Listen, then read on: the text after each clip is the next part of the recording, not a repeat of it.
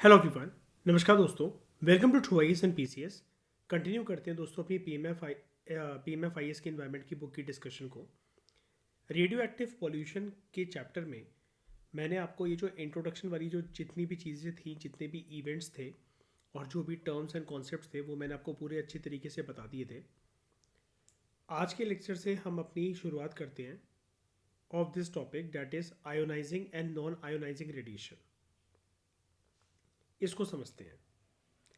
सबसे पहले राइटर दोस्तों में ये बता रहे हैं कि जो रेडियो एक्टिविटी है, अब रेडियो एक्टिविटी के बारे में, इस कॉन्सेप्ट, इस टर्म के बारे में हम कॉम्प्रिहेंसिव तरीके से ऑलरेडी जानते हैं।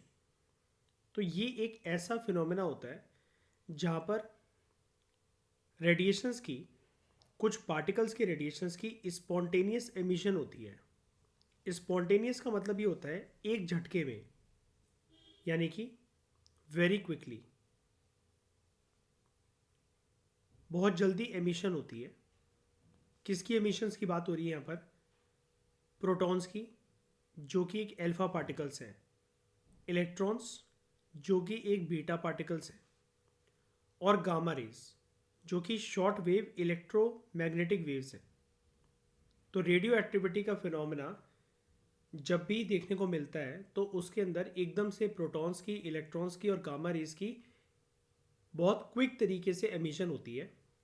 ये एमिशन इसलिए होती है क्योंकि एटम के अंदर जो उसका न्यूक्लियस होता है, जिसको एटॉमिक न्यूक्लियर यहाँ पर बोला जा रहा है, वो डिसइंटीग्रेट करता है। मैंने आपको बताया था, उसके अंदर एक उथल पुथल होती है और रेडिएशंस जो होती हैं वो बाहर निकलती हैं।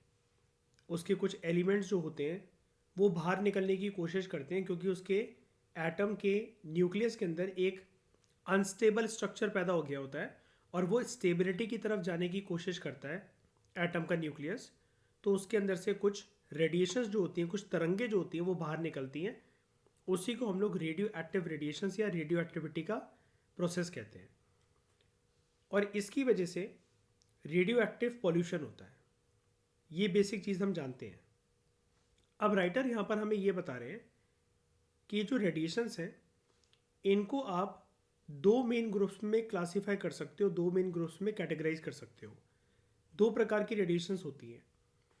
एक होती है दोस्तों नॉन आयोनाइजिंग रेडिएशंस और दूसरी होती है आयोनाइजिंग रेडिएशंस। तो ये नॉन आयोनाइजिंग रेडिएशंस क्या होती हैं और ये आयोनाइजिंग रेडिएशन से कैसे अलग हैं, और दोनों प्रकार की रेडिएशंस का इम्पैक्ट क्या होता है, इसको हम समझते हैं। सबसे पहले दोस्तों, यहाँ पर ये जो कंटेंट दे रखा है, इसको पढ़ने से पहले मैं आपको बेसिक तरीके से बताता हूँ कि ये नॉन आयोनाइजिंग रेडिएशन होता क्या है। देखो, जो नॉन आयोनाइजिंग रेडिएशन है, ये एक तो सबसे पहली बात तो आप ये याद रखना, ये एक लो एनर्जी का रेडिएशन होता है। यहाँ पर इस रेडिएशन के अंदर जो एनर्जी फ्रीक्वेंसी है वो काफ़ी लो होती है, और जनरली आपको देखने को मिलता है in the form of electro magnetic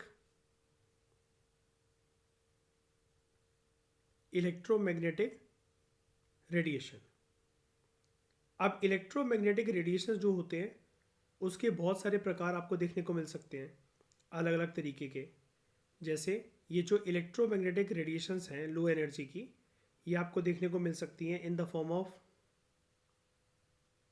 radio waves, microwaves,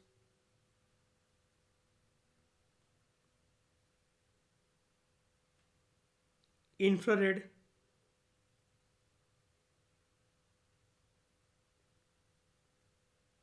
visible light,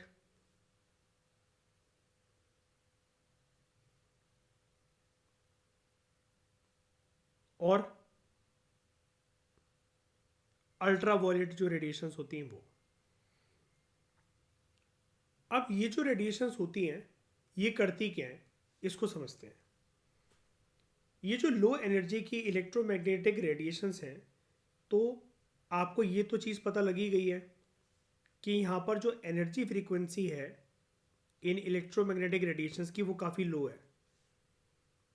तो यहाँ पर इस लो एनर्जी होने के कारण इनके अंदर इतनी क्षमता तो होती है कि ये एटम्स को वाइब्रेट तो करवा पाती हैं। ये वाली रेडिएशंस, ये रेडिएशंस एटम के स्ट्रक्चर को, एटम के ढांचे को वाइब्रेट करा देती हैं, हिला तो देती हैं, लेकिन दे लैक इनफ एनर्जी, इतनी एनर्जी नहीं है इनके अंदर। They lack enough energy to remove electrons, यानी कि अगर एटम के स्ट्रक्चर की बात करें तो ये एक प्रकार से उसके अंदर, इजी भाषा में अगर समझें, एक शेकी मूवमेंट को तो पैदा कर सकती है ये वाली रेडिएशंस, लेकिन ये इतनी स्ट्रॉन्ग भी नहीं है कि अगर किसी एटम के अंदर जो इलेक्ट्रॉन्स हैं, ये इलेक्ट्रॉन्स को उस एटम के स्ट्रक्चर के अंदर से रिमूव करवा पाने में सक्षम हो। इतनी सक्षम नहीं होती ये वाली रेडिएशंस। अब अगर ये इतनी सक्षम नहीं है कि इलेक्ट्रॉन्स को रिमूव करवा सके, तो हम ये कह सकते हैं ये जो नॉन आयोनाइजिंग रेडिएशंस होती हैं, दे डू नॉट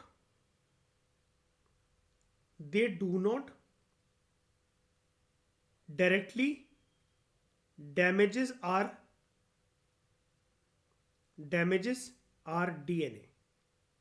डीएनए को डायरेक्ट तरीके से डैमेज नहीं कर पाती हैं ये वाली रेडिएशंस, क्योंकि एटम के अंदर वाइब्रेशंस को पैदा करवा पा रही है, लेकिन उसके अंदर से इलेक्ट्रॉन्स को रिमूव करवा पाने में सक्षम नहीं है ये।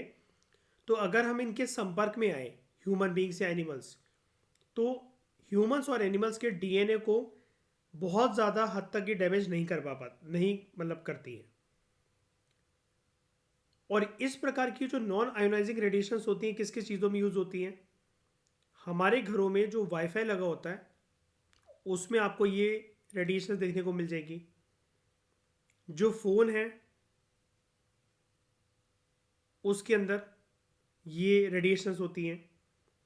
हमारे घरों में जो ओवन होते हैं, माइक्रोवेव ओवन्स, उनके अंदर जो हीटिंग मैकेनिज्म पैदा होता है वो भी इन्हीं रेडिएशंस की वजह से होता है। अब अगर इन रेडिएशंस का अगर इंटेंस एक्सपोजर हो, इंटेंस एक्सपोजर का ये मतलब है कि अगर कोई बहुत ही ज़्यादा स्ट्रॉन्ग अल्ट्रा वायलेट रेडिएशन है या फिर कोई बहुत ही पावरफुल रेडियो फ्रीक्वेंसी है, तो इसकी वजह से थोड़ा सा एक दिक्कत भरा माहौल जो है वो पैदा हो सकता है। कैसे? वैसे तो ये हार्मफुल नहीं है, जैसा कि आपने देखा ये वाईफाई के अंदर पाई जाती है, फ़ोन्स के अंदर पाई जाती है, माइक्रोवेव ओवन्स के अंदर पाई जाती है, डायरेक्टली डीएनए को डैमेज नहीं कर पाती है अगर हम इनके संपर्क में रहें। अब इनके संपर्क में तो हम 24 घंटे रहते ही हैं, इन सब चीज़ों के, फ़ोन और वाईफाई के संपर्क में तो रहते ही हैं। लेकिन अगर कोई ऐसी नॉन आयोनाइजिंग रेडिएशंस होती हैं, जैसे स्ट्रॉन्ग अल्ट्रा वायलेट रेडिएशंस का होना या बहुत पावरफुल रेडियो फ्रीक्वेंसी का होना, इसकी वजह से कुछ दिक्कतें जो पैदा हो सकती हैं वो ये पैदा हो सकती है, अगर आप इसको कंबाइन कर दो तो ये दिक्कत भरी बात हो जाती है थोड़ी सी। लाइक इट कैन कॉज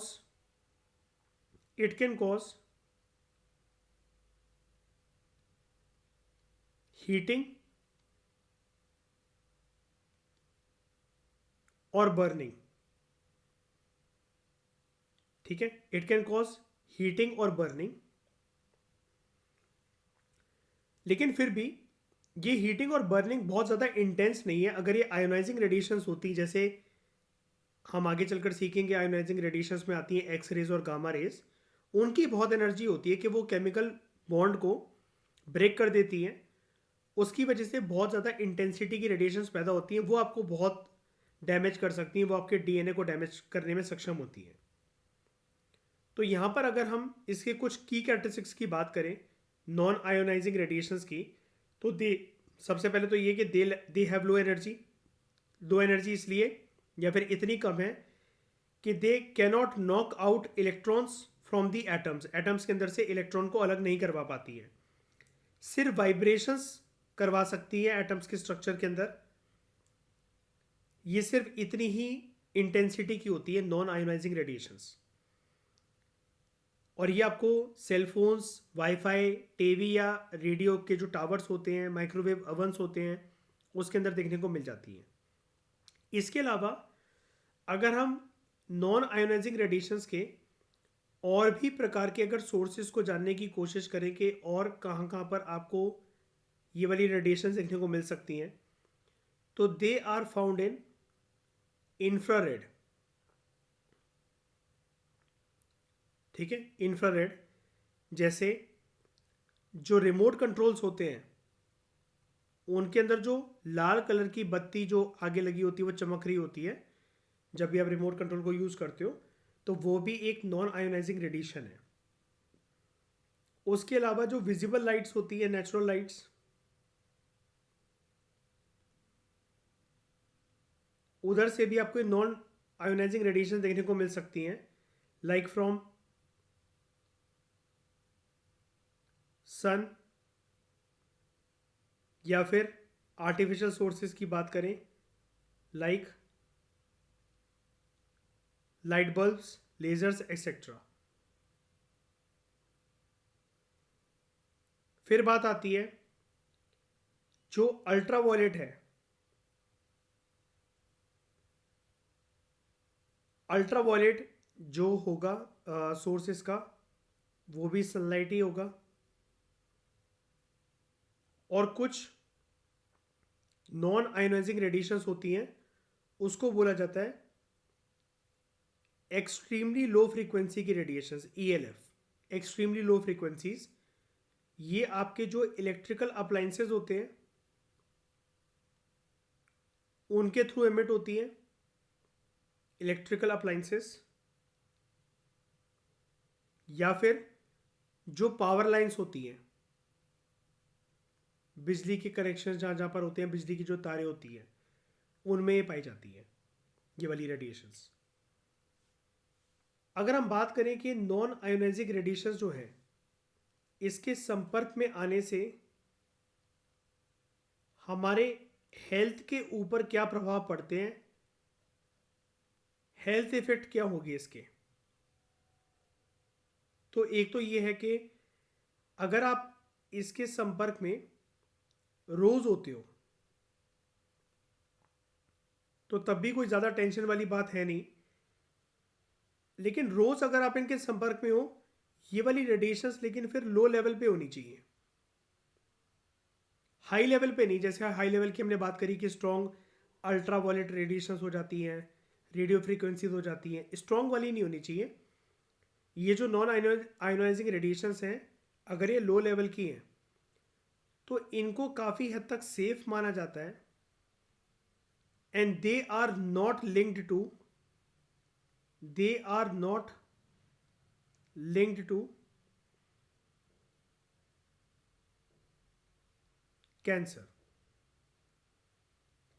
लेकिन वहीं पर अगर कोई नॉन आयोनाइजिंग रेडिएशंस हैं जो कि काफ़ी ज़्यादा हाई हैं और इंटेंस हैं, इसकी वजह से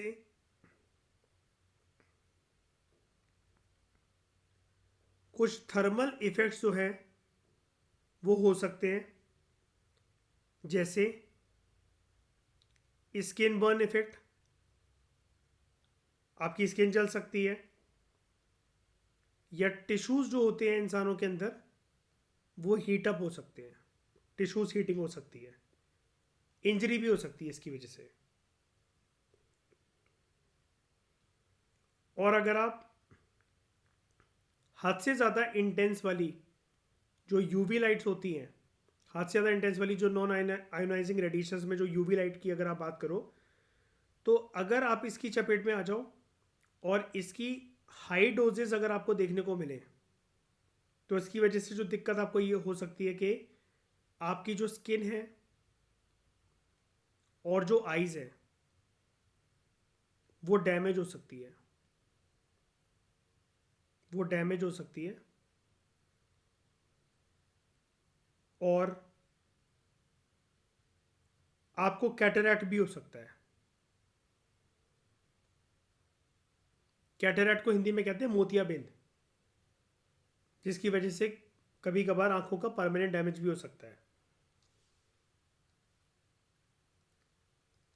अगर दोस्तों लास्ट चीज़ के बारे में अगर हम बात करेंगे, ये जो नॉन आयोनाइजिंग रेडिएशंस हैं, अगर हम इसके सोर्सेज की बात करें और इसके सोर्सेज को अगर हम डिवाइड कर दें इनटू नेचुरल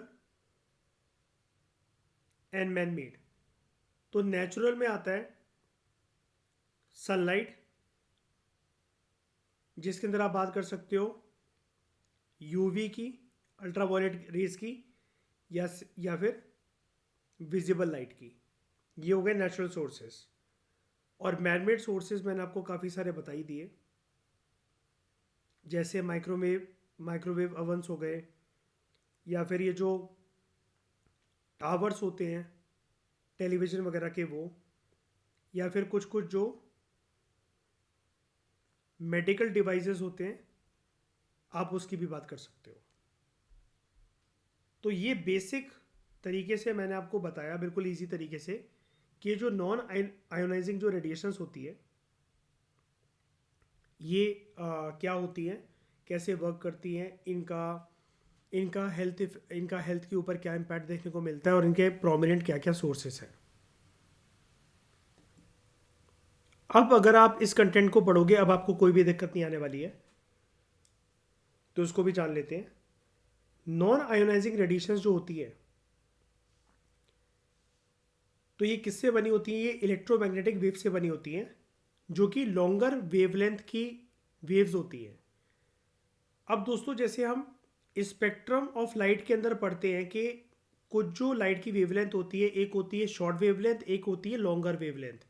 जैसे हम साइंस की किताबों के अंदर, एनसीईआरटी के अंदर पढ़ते हैं under the chapters of physics, light and electricity, तो उसके अंदर हम बात करते हैं कि रेड लाइट पर ये रेड कलर क्यों यूज़ करा जाता है।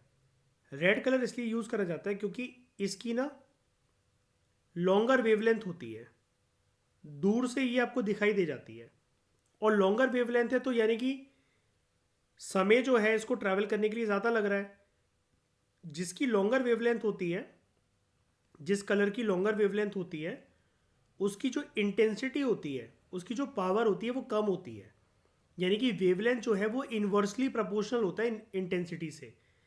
और वहीं पर जैसे विबग्योर की बात अगर हम करें, इससे आप अच्छे से समझ जाओगे, जो लाइट स्पेक्ट्रम के अंदर ये जो सतरंगी कलर की बात होती है ना विबग्योर की, तो यहाँ पर आपका आ जाता है, ये आपका हो गया वॉलेट कलर, और ये वाला लास्ट वाला जो आपका होता है ये होता है आपका red colour.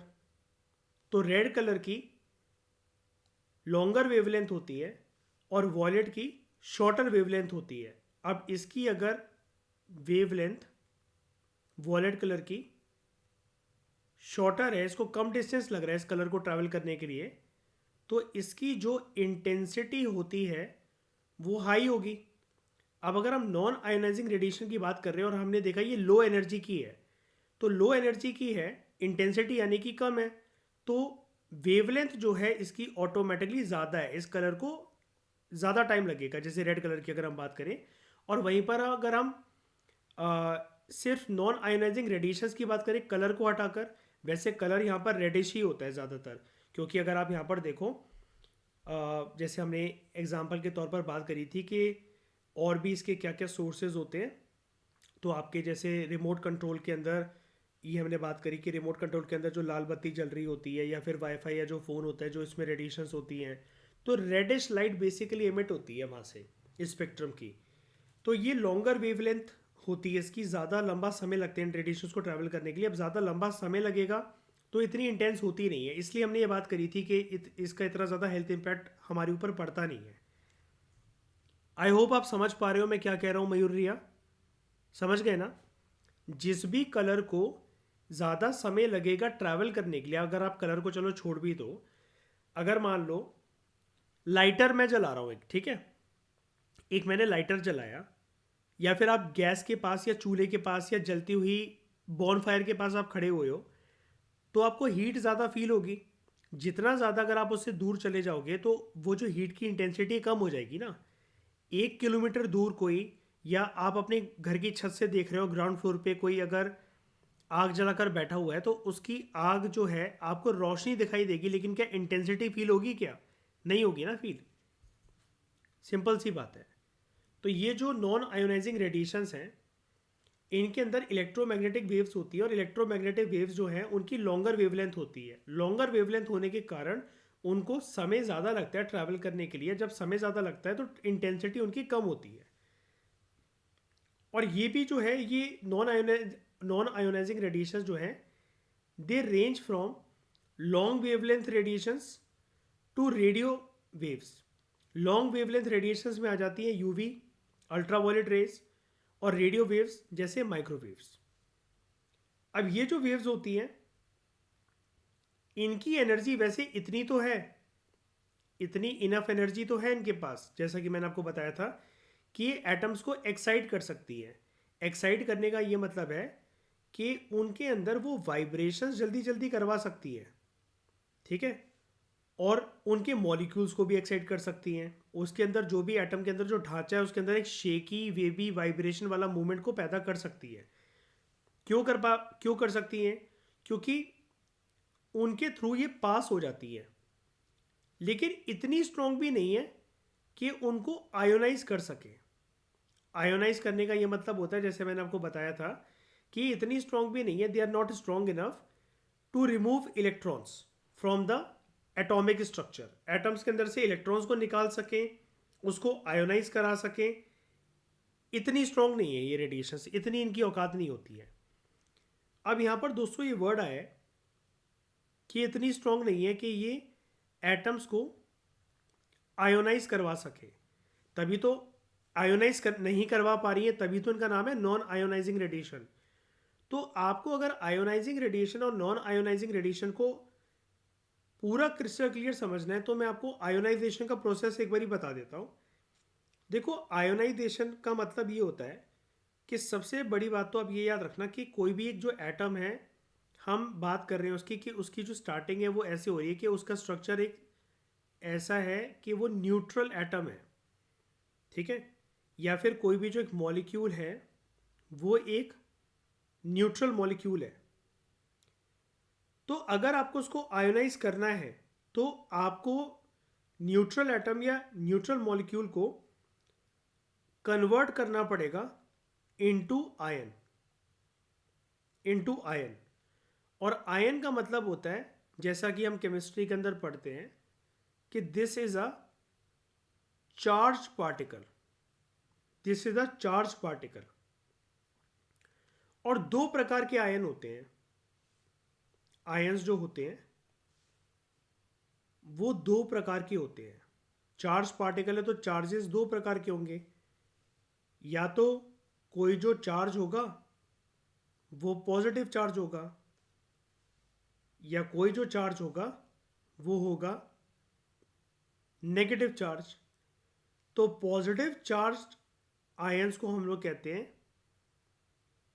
Cations. Negative charge ions को हम लोग कहते हैं एनायंस।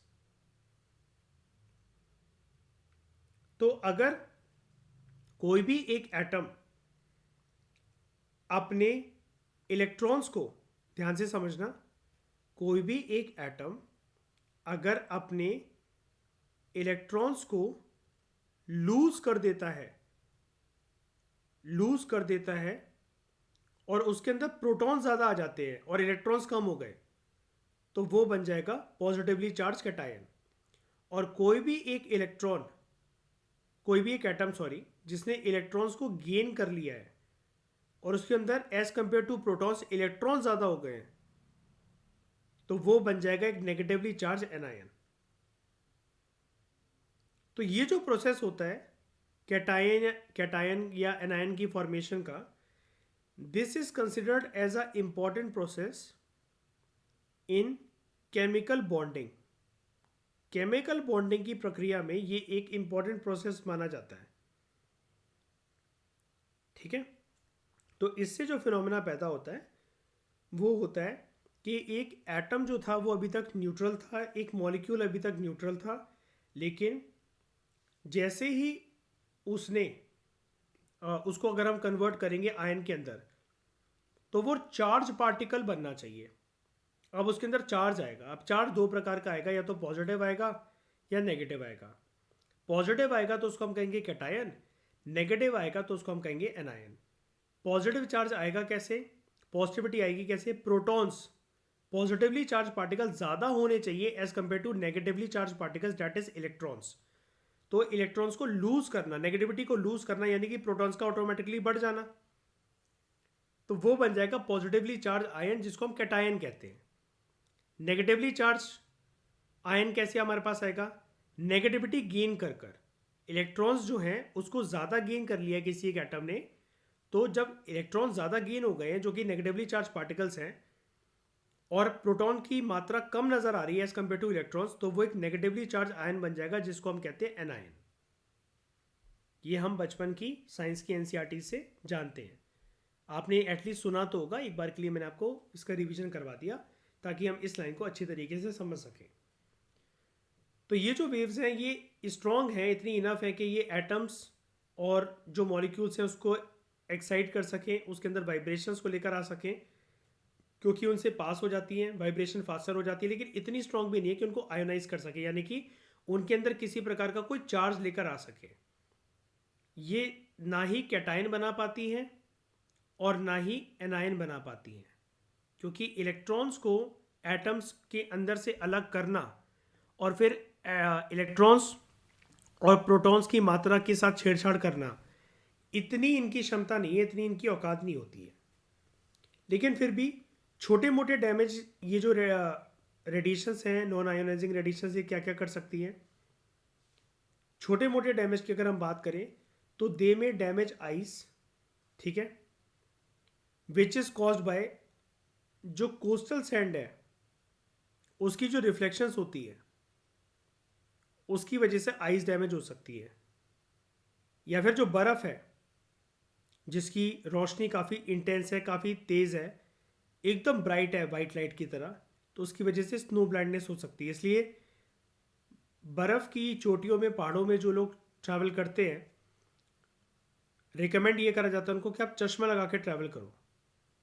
या फिर अगर आप सूरज की तरफ देख रहे हो सूर्य ग्रहण के वक्त, एक्लिप्स के वक्त, तो उससे इसलिए मना करा जाता है कि हमें सूर्य ग्रहण की तरफ नहीं देखना चाहिए जब ग्रहण लगा हो सूरज को, क्योंकि ये वाली रेडिएशंस, नॉन आयोनाइजिंग रेडिएशंस वहाँ से पास हो रही होती है, जो कि आपकी आइज़ को डैमेज कर सकती है। इसके अलावा अगर इनका कॉन्टिन्यूस एक्सपोजर अगर आपको देखने को मिलता है, तो ये जो आपके स्किन के जो सेल्स हैं इनको इंजर कर सकती हैं ये रेडिएशंस, और आपकी ब्लड कैपिलरीज को भी इंजर कर सकती है, जिसकी वजह से आपको या तो सनबर्न हो सकता है, आपकी स्किन जो है एकदम रेड हो सकती है, उस पर स्पॉट्स आ सकते हैं, आपकी खाल जल सकती है, और कभी कभार ब्लिस्टर्स भी आपकी स्किन के ऊपर डेवलप हो सकते हैं। ब्लिस्टर का मतलब होता है जैसे हमारे हाथ की हथेलियों पर या बॉडी के वैसे भी किसी भी पार्ट में अगर कोई पानी भर जाए, एक फलका पड़कर, जैसे हम कहते हैं ना फलका होना या फिर फफोला पड़ जाना, उसको हम ब्लिस्टर कहते हैं। ठीक है, जैसे इस प्रकार के आपके अगर हाथ हो गए हैं, ठीक है, इसमें लिक्विड या कोई पानी भर गया है, ठीक है, ये फफोला पड़ गया अगर, तो उसको हम ब्लिस्टर कहते हैं। ठीक है, फलका या फफोला, इन सब रेडिएशन से ये हो सकता है, और ये इसलिए होता है क्योंकि आपकी सेल और ब्लड कैपिलरी, आपके स्किन के सेल्स और ब्लड कैपिलरीज जो हैं वो इससे इंजर होती हैं। जो हमारे घरों में जो माइक्रोवेव अवन होता है उनमें भी ये रेडिएशंस होती हैं, उनसे भी रेडिएशंस पास होती है। तो माइक्रोवेव ओवन में ये जो रेडिएशंस होती हैं, it causes water molecules in the cooking medium. अगर आप पानी वगैरह को रखकर गर्म कर रहे हो या कोई सब्जी वगैरह बना रहे हो माइक्रोवेव ओवन के अंदर, तो वाइब्रेशन फास्टर हो जाएगी और टेम्परेचर बढ़ जाएगा आपके खाने का, इसलिए कोई भी चीज़ गर्म हो जाती है। लेकिन बहुत कोई मेजर इम्पैक्ट इनका नहीं होता है जब तक आप इनके साथ डेली एक्सपोजर में हो। लेकिन अगर इनकी मात्रा कम है इन रेडिएशंस की, तो ज़्यादा कोई चिंता का विषय नहीं है वो। लेकिन अगर डेली एक्सपोजर में इन रेडिएशंस की मात्रा भी ज़्यादा है, थोड़ी सी इंटेंसिटी ज़्यादा है, तो फिर ये दिक्कत हो सकती है। वैसे ये इतने पावरफुल रेडिएशंस नहीं है कि आपके डीएनए वगैरह को ऑल्टर कर सकें। स्किन वगैरह के ऊपर थोड़ी सी रैशेस, इस सनबर्न, या फिर ये फलका पड़ना, ब्लिस्टर्स जिसको कहा जाता है इंग्लिश में, ऐसे थोड़ी थोड़ी दिक्कतें हो सकती हैं। आइज को डैमेज कर सकती हैं, जैसे ये वाली रेडिएशन जो कि कोस्टल, ये नेचुरल सोर्सेज हैं इस रेडिएशंस के, कि समुद्र के इर्द गिर्द जो सैंड है उसकी जो रिफ्लेक्शन पड़ रही है, ठीक है, आपकी आंखें जल रही हैं उससे एकदम से, या फिर बर्फ़ की तरफ जो वाइट इफेक्ट आ रहा है, ठीक है, स्नो ब्लाइंडनेस उससे हो सकती है। और सूर्य ग्रहण के टाइम पर अगर आप सूरज की तरफ, आसमान की तरफ देख रहे हो, तो उसकी वजह से आपकी आइज़ के ऊपर एक नेगेटिव इफेक्ट इसका पड़ सकता है। तो इस डिस्कशन में दोस्तों फिलहाल इतना ही। Thank you very much for discussion.